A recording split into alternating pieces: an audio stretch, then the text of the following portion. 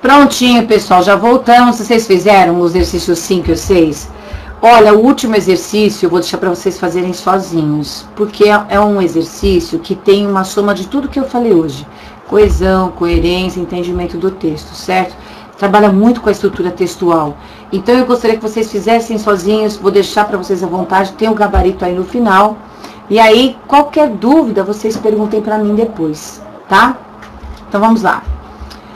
Há no primeiro parágrafo afirmações que induzem o leitor a identificar. Vejam que aqui ele quer só o primeiro parágrafo. Só o primeiro, certo? O que ele pede do primeiro parágrafo? É aquele que ele fala que Montaigne é um conservador, não é um revolucionário. Lembraram-se?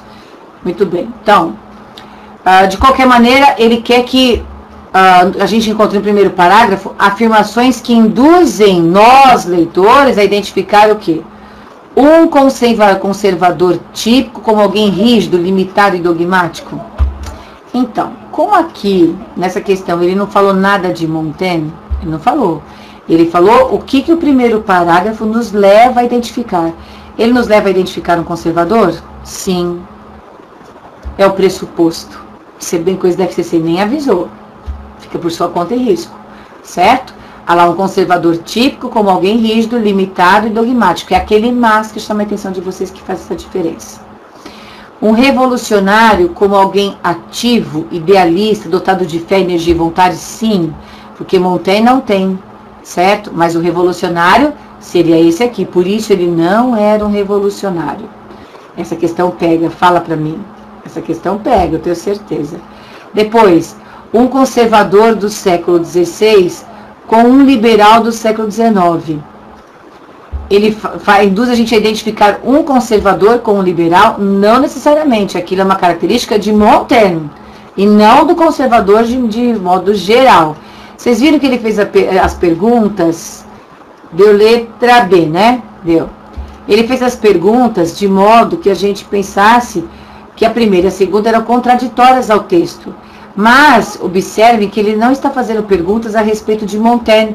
Ele está fazendo perguntas, na verdade, afirmações, acerca das afirmações que havia lá no texto, certo? Lembra que a gente discutiu aqui, vou até voltar. Olha lá.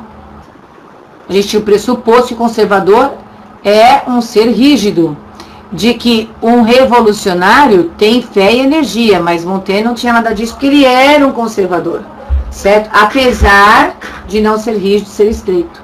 Tudo bem? Ótimo, então, perfeito.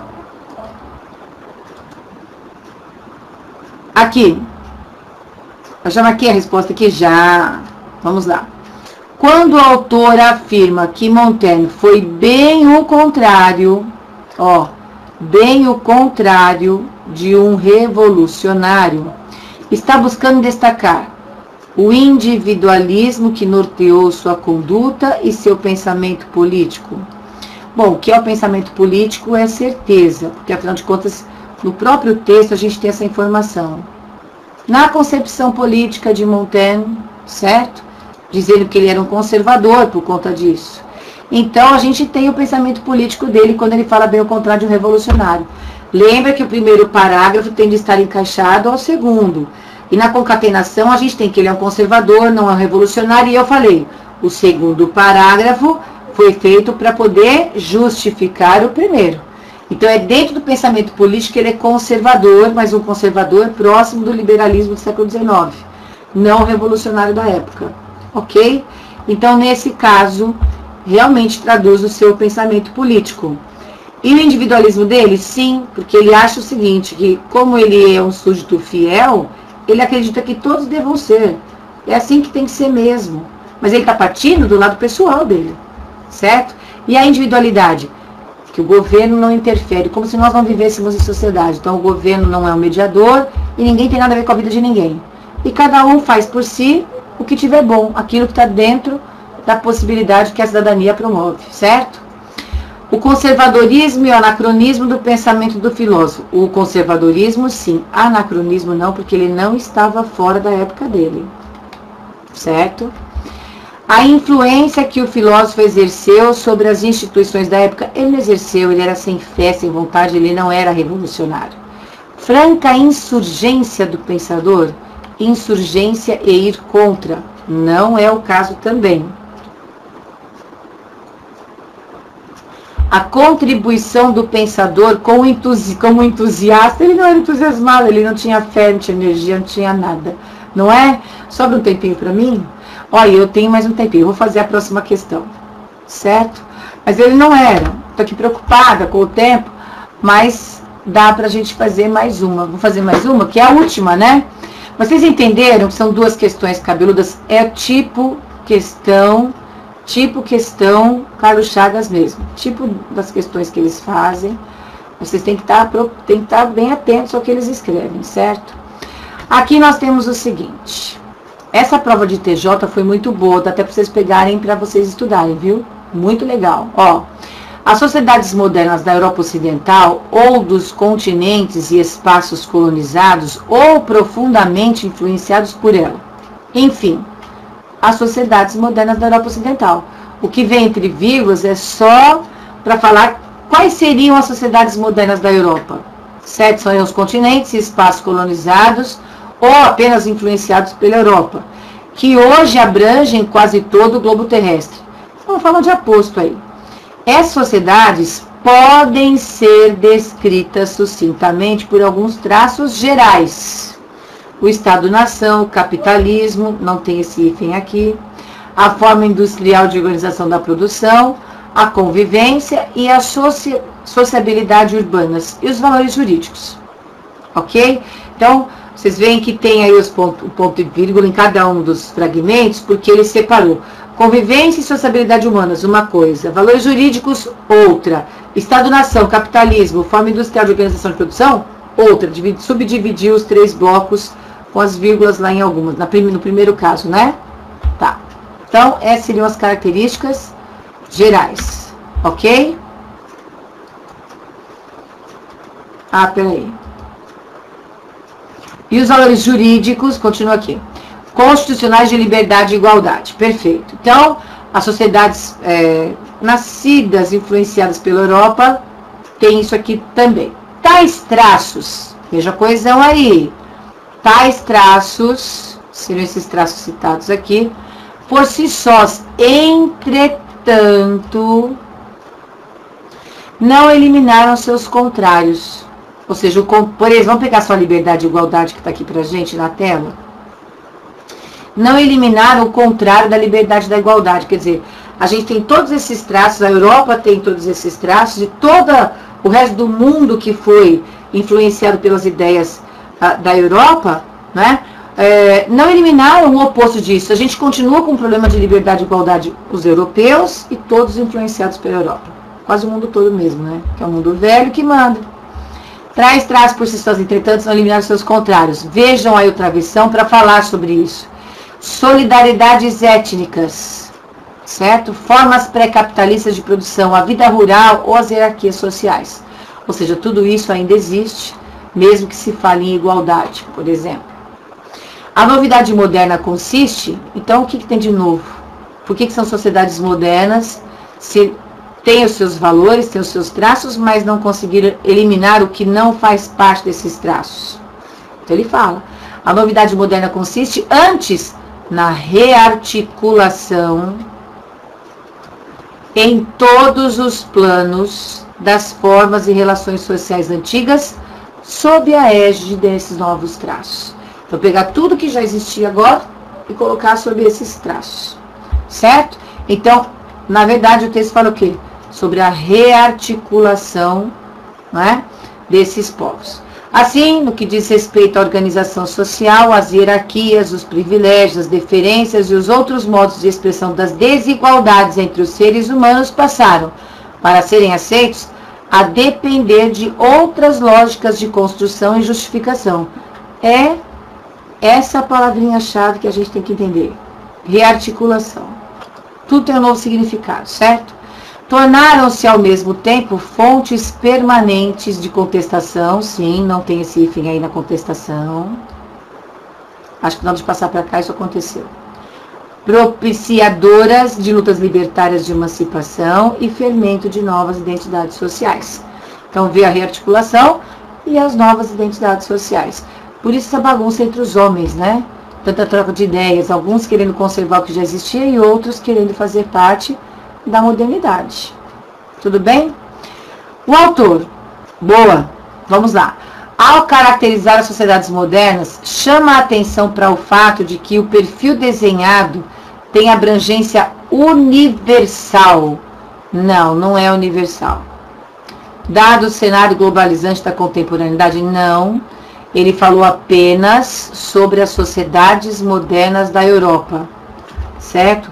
Se ele falou sobre as sociedades modernas da Europa, então ele fez uma restrição, não é universal. B.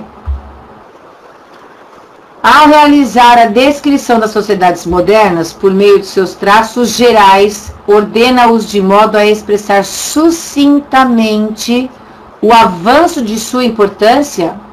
Não é avanço de importância, ele simplesmente, é quando ele fez os traços gerais, né?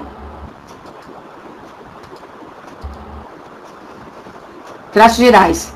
E ele foi citando, podem ser descritas sucintamente por alguns traços gerais, mas não porque vai mexendo na importância, ou seja, até o último que é o mais importante. É isso que o item quer dizer. Tá vendo? Ordena-os de modo a expressar sucintamente o avanço de sua importância. Não, sucintamente porque ele resumiu esses traços. Não que eles estejam ordenados em grau de importância. Certo? Isso foi aleatório. Na série anunciada pelos 2 pontos, aquele que tem as vírgulas e os pontos e vírgulas, né? Elenca características exatamente proporcionais entre si, o que motiva a sequência delas, sem a formação de qualquer tipo de subconjunto. Não, não é verdade, porque se ele colocou lá o ponto e vírgula, e dentro do primeiro ponto e vírgula, se eu não me engano, dentro do primeiro ponto e vírgula já tinha vírgula, e dentro de outros tinha e, quer dizer, mais de um elemento. Então, os pontos e vírgulas que apareceram, difícil falar, os pontos e vírgulas que apareceram, na verdade, fazem os subconjuntos, né? Vão trazendo os subconjuntos, certo? É uma questão de pontuação. Ao mencionar tais traços, faz o pronome retomar especificamente o segmento, os valores jurídicos constitucionais de liberdade e igualdade? Não. Quando ele fala tais traços aqui, gente, tais traços, ele não está falando só de liberdade e igualdade, ele está falando de todos os traços gerais. Estado-nação, capitalismo, convivência, valores jurídicos, certo? Que aí entra a última parte. Então, vejam que é uma questão de coesão, coerência, de estrutura, que é importante quando a gente está lendo, certo? Então, não retoma especificamente, já está errado aqui. Logo, a resposta só pode ser a letra E. No terceiro período do primeiro parágrafo, com fundamentos manifestos, expressa um juízo que nega o caráter absoluto ou independente da descrição feita no período inicial. São traços gerais, não é isso? Terceiro período, vamos lá. Que nega o caráter absoluto. Primeiro período. Foi mais pra frente. Tem que deixar outra letra maiúscula agora. Segundo período, a novidade. Não. Tais traços por si sós, entretanto e tal. A novidade moderna consiste antes na rearticulação em todos os planos das formas e relações sociais antigas desses novos traços. Tá aqui. Então, o juízo que nega o caráter absoluto independente da descrição. Sim, porque precisa ser rearticulada, então ela não tem caráter absoluto. Certo? É a palavrinha rearticulação mesmo. E que uma coisa depende da outra, dos aspectos antigos, rearticular as novas ideias. Então, nós temos contextos dependentes que precisam renovar a sua maneira de ser, vamos dizer assim. Tá certo, gente? Boa sorte para vocês, bons estudos, excelente aprovação, certo? Quero participar da festa. Um beijo para todos. E quem sabe até um próximo concurso, até melhor que esse, já pensou? Coisa chique. Aquele abraço. Muito bem, como eu falei, parte 2, vamos lá. Para responder as questões agora, a gente vai trabalhar um pouquinho com os erros clássicos de interpretação de textos, certo? Erros clássicos de interpretação. Nós temos esses 3 erros clássicos aqui. Extrapolação, redução e contradição, certo? Então vejam aí que extrapolação é uma informação que também não está escrita no texto como a inferência. Só que a inferência é uma dedução, é uma conclusão, você tem uma relação lógica entre as ideias do texto e a ideia que você chega, certo? A extrapolação, por sua vez, não está escrita no texto, mas ela não faz o menor sentido em relação ao texto que foi lido, certo? Então é por isso que a gente tem aí, ó, apresenta informação que não pode ser comprovada pelo texto, nem por dedução lógica. Porque se fosse comprovada por dedução lógica, aí, pessoal, nós teríamos uma inferência e não uma extrapolação, certo? É isso. A redução, por sua vez, apresenta, a redução, por sua vez, é uma informação que está no texto, certo? Mas o item de resposta apresentado no exercício, na questão alternativa, não apresenta a ideia solicitada do texto na sua totalidade. Ou seja, é uma meia-verdade. É por isso que isso aqui pega tanto quanto as pessoas vão prestar prova. Mas vocês sabem que o mais explorado é a extrapolação, né? Mais explorado é a extrapolação. Tá? Ó. E a contradição, como diz o texto aí, vai apresentar uma informação contrária. Aí você fala assim, não é possível que eu vou assinalar uma informação contrária, gente, mas a gente assinala. Sabe por quê? Sabe aquele tipo de questão que vem assim, todas as alternativas estão corretas, exceto, nós temos que marcar errada, não tem? A nossa tendência é de marcar uma certa, achando que respondeu bem a questão. O raciocínio da gente acha essa verdade, certo? É o raciocínio. Por quê? Porque a gente leva muita experiência de vida para essa parte para resolver provas, como também para a parte de interpretação. Essa experiência de vida é que acaba atrapalhando a gente depois. Então, tomem cuidado com isso. Fechado? Vamos para frente? Para responder aquela questão, as questões, então, as duas que vêm aí agora, em relação ao texto que a gente falou aí sobre educação e desenvolvimento econômico, a gente tem esses símbolos aqui para usar, só para a gente treinar um pouquinho. O mais importante é que vocês tenham achado a resposta certa. Mas para dar um pouco mais de consciência na resposta, é que eu coloquei para vocês acharem a extrapolação, a redução e a contradição. Então é assim, RC para a resposta correta, lógico, né? O E é para extrapolação, o R é para redução e o C é para contradição, tá bom? Então, vamos embora. Ó, o texto se desenvolve prioritariamente em torno de quê? Da relação entre educação e desenvolvimento econômico. Olha, vamos pensar na palavra-chave. A gente viu que ele o tempo todo falou como que a educação contribui ou não para o desenvolvimento econômico. Então, a gente pode entender que foi feita uma relação entre uma coisa e outra? Sim, podemos. Vamos deixar assim por enquanto. Na letra B, do processo de desenvolvimento da economia de uma nação. Vejam que aqui ele falou apenas de economia, né? Não falou de desenvolvimento, não falou de educação. Ele só falou do desenvolvimento da economia, não falou da educação. Então, a gente pode entender isso aqui como uma redução, certo? Diz respeito ao texto, mas não diz respeito ao todo. Da evolução do sistema educacional. Opa, sistema educacional fala só de educação, né? Não está falando necessariamente da redução. Vocês poderiam falar assim, professora, mas eu achei que fosse uma extrapolação, porque ele não falou da evolução do sistema. Pode, só é mais difícil de eliminar o item. Só isso, porque é verdade. Ele não falou de evolução do sistema educacional. Ele falou do desenvolvimento econômico, certo? Mas aqui assim fica melhor. Assim como na letra D, a gente tem do caráter tecnocrático da educação. Ficou tão forte o caráter tecnocrático que eu no gabarito coloquei para vocês a extrapolação. Pode ser, mas a gente também poderia considerar o seguinte, olha, aqui nesse item ele falou só da educação, certo? Só da educação. Então é assim, é uma extrapolação porque o chamariz da questão é o caráter tecnocrático, mas que também tem redução, tem, porque falou apenas da educação. Professora, mas pode haver duas respostas? Pode, certo? Aqui o mais prático é a gente entender tudo como redução. É por isso que é legal quando você começa a resolver as questões assim, você fica craque na hora de eliminar o que está errado, certo? Na letra E, das modificações educacionais exigidas pelo avanço tecnológico e industrial. Falou que o avanço tecnológico e industrial exige modificações educacionais?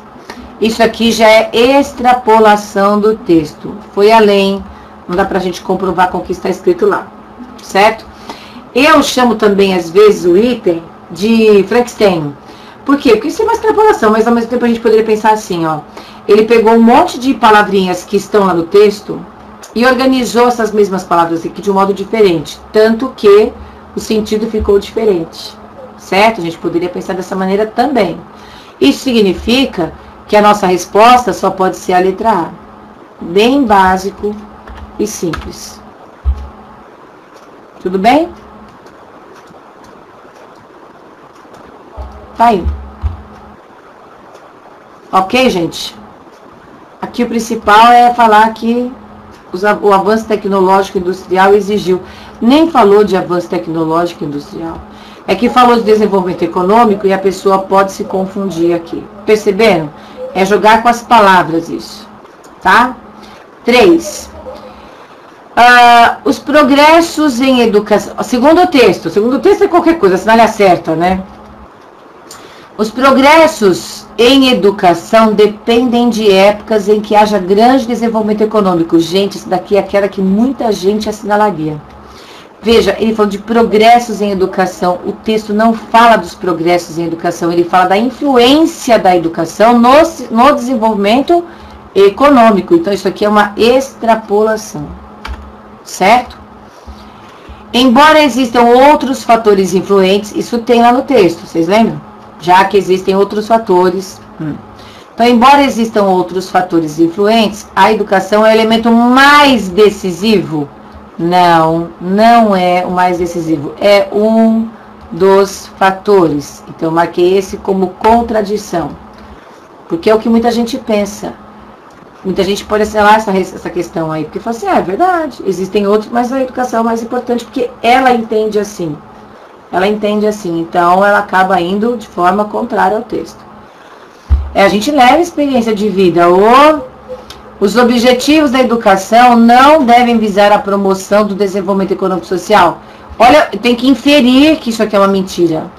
Porque foi dito no texto que os objetivos da educação não podem ser destinados à promoção do desenvolvimento econômico tão somente, ser reduzido a isso. Ser reduzido a isso é pensado só para isso. Não, é para isso e muito mais, certo? Então, esse não devem visar traz para a gente uma ideia contraditória, certo? Contraditória.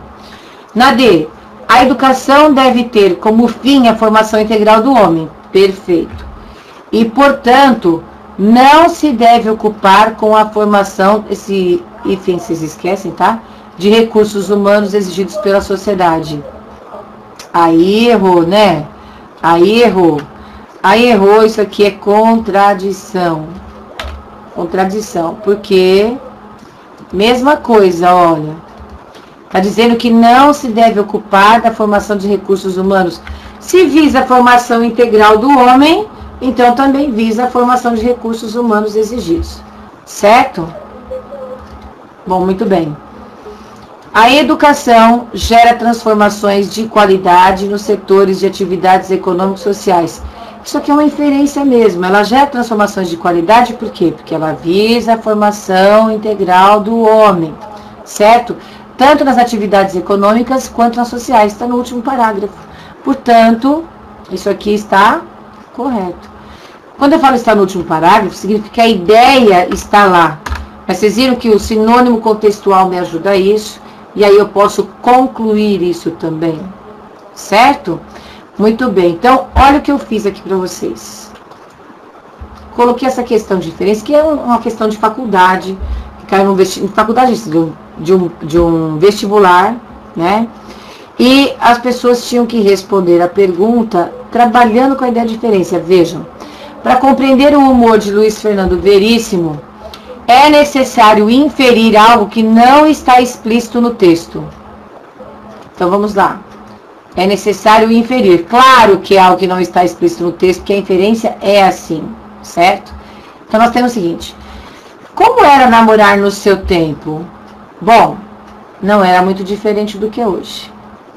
Aqui, já deu pra gente perceber uma coisinha.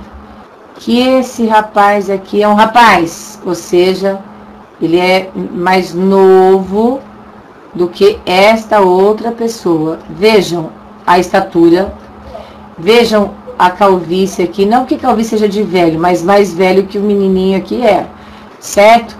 E aí nós temos as expressões que fazem a diferença, ó.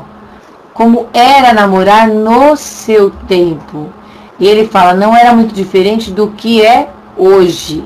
Então, as expressões linguísticas também reforçam essa ideia de que esse aqui é mais novo do que esse. Ok? Então isso daí tudo vai junto com o texto, ainda que você não tenha escrito aí que o fulano ali é mais velho que o ciclano, que um adulto até jovem, não tem isso. A gente ia tomar sorvete. Antes ou depois? Olha que legal. O que veio agora? Eu vou te desenhar. O que apareceu aí agora? O silêncio. Não é o silêncio? Silêncio, não tem nada para falar. Esquece o que eu disse. Então, veja bem. Por que esse silêncio? Por que antes ou depois? Vamos somar o que era antes e o que é agora. Pensando no nosso contexto, vejam lá.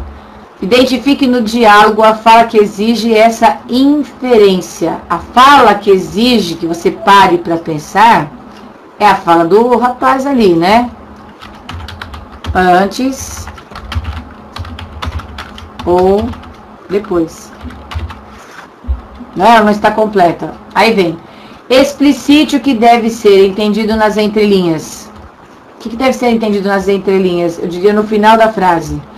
Antes ou depois do sexo. Não é isso? Antes ou depois do sexo. Pronto, acabou. Veja, a gente que inferiu.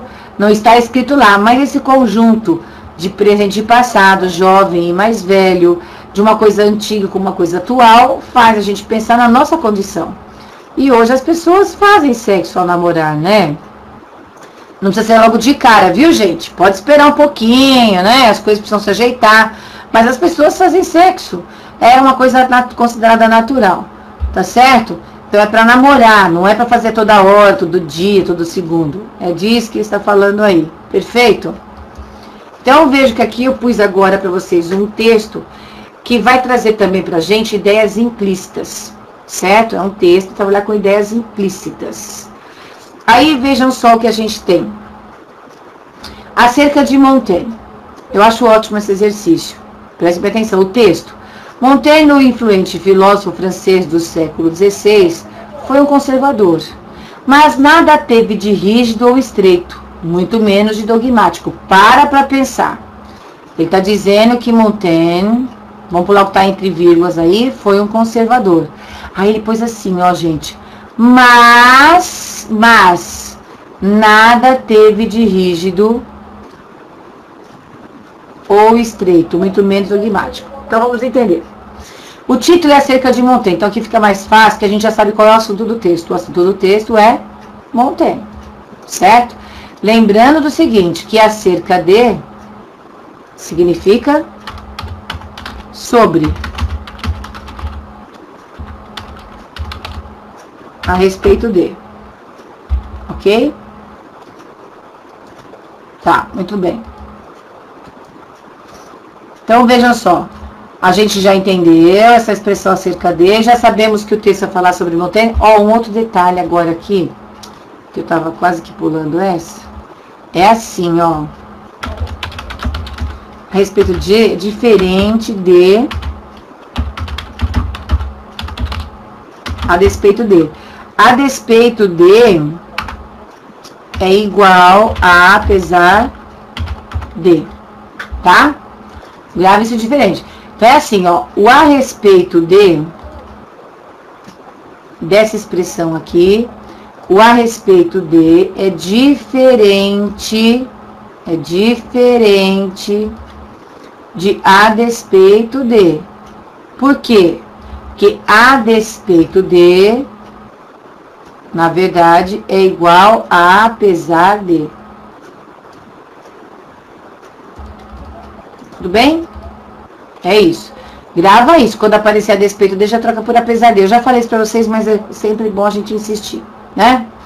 Bom, então Montaigne foi um conservador, mas nada teve de rígido e dogmático.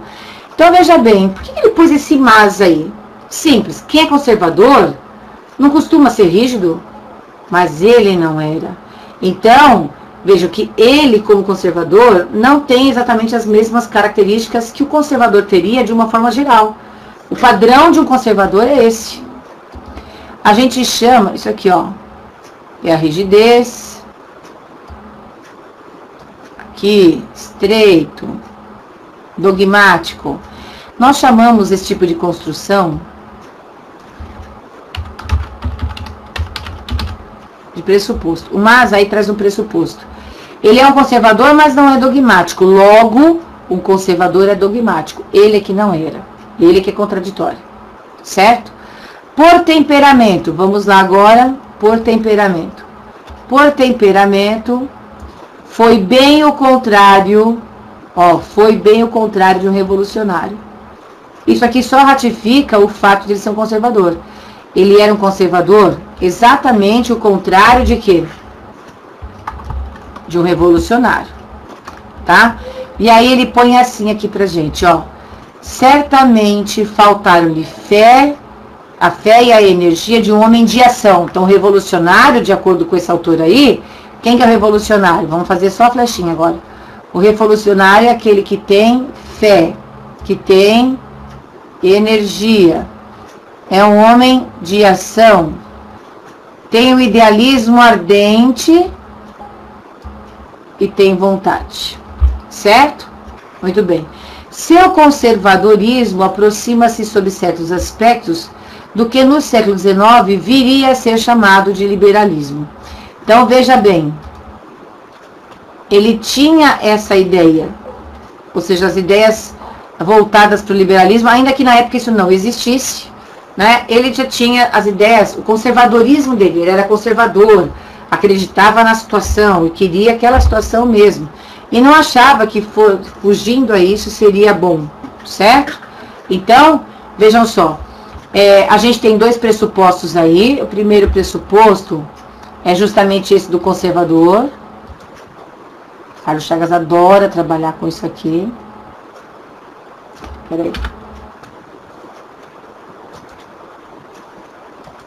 Então, o primeiro pressuposto é esse aqui, que é indicado pelo mas. E aqui, dizer que faltaram a ele esses aspectos, por quê? Porque ele falou que ele era o contrário do revolucionário. Se ele é o contrário do revolucionário e falta para ele fé, energia, ter ação, idealismo ardente e vontade, quer dizer que o revolucionário teria, mas para ele isso faltou. Portanto, ele realmente é um conservador. Risquei tudo aí, né? Mas vocês foram me acompanhando? Porque é legal fazer isso, porque assim vocês acompanham a minha ideia, senão fica muito abstrato pra vocês me acompanharem, tá?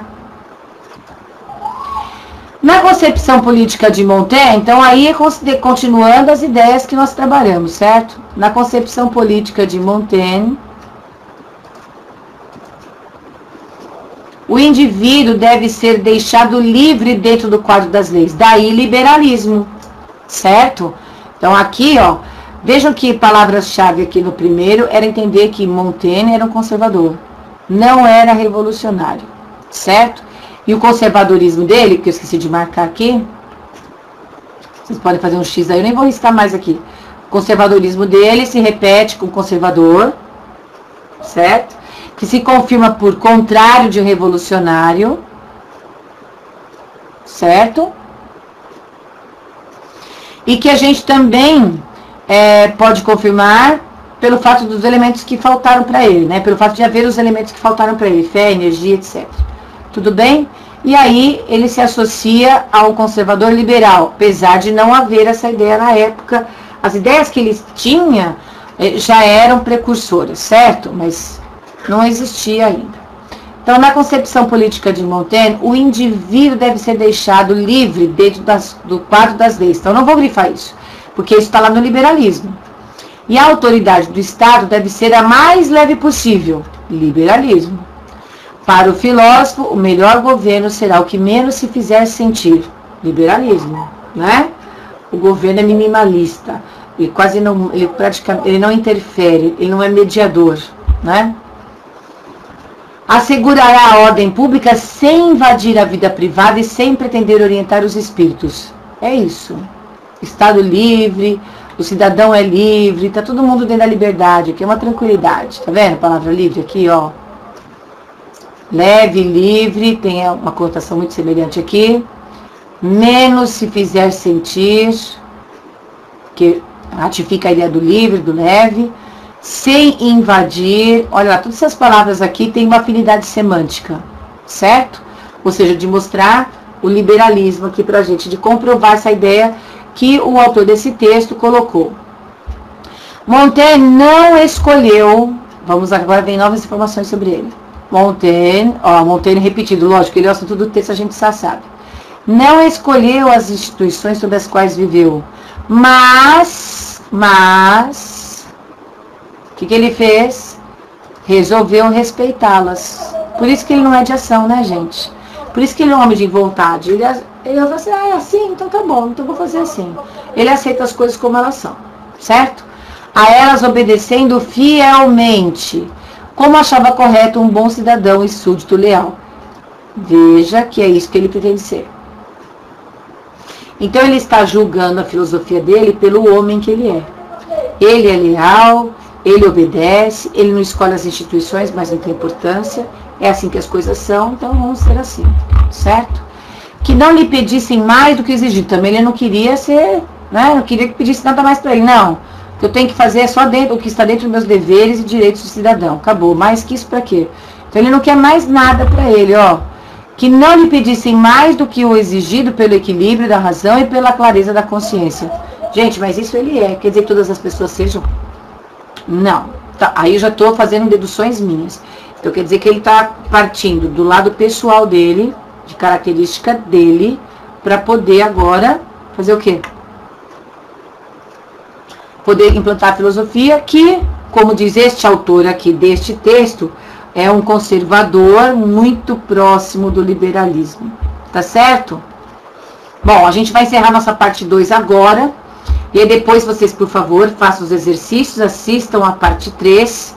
Pode assistir a sequência já, desde que vocês já tenham feito os exercícios, tá certo? E aí a gente corrige as questões desse texto aqui. Fechado? Até daqui a pouquinho.